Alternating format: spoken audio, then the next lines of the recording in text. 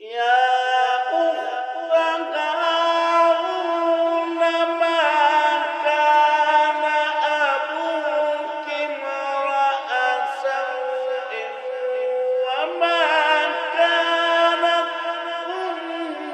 أمك بغيا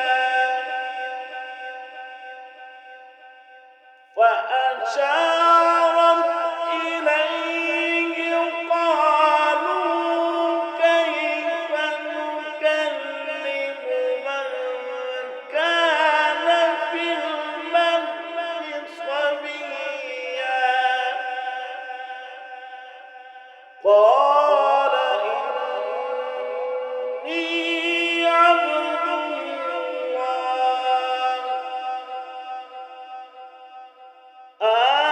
آتاني الكتاب وجعلني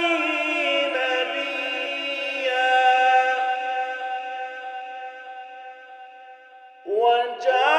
وجعلني مباركا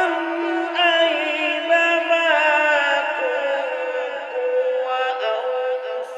وأوصاني بالصلاة والزكاة ما كنت وأوصاني بالصلاة والزكاة ما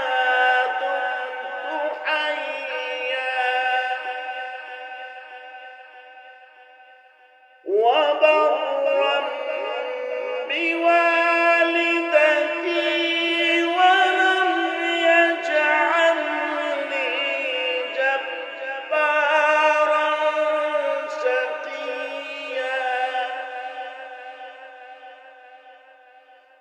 والسلام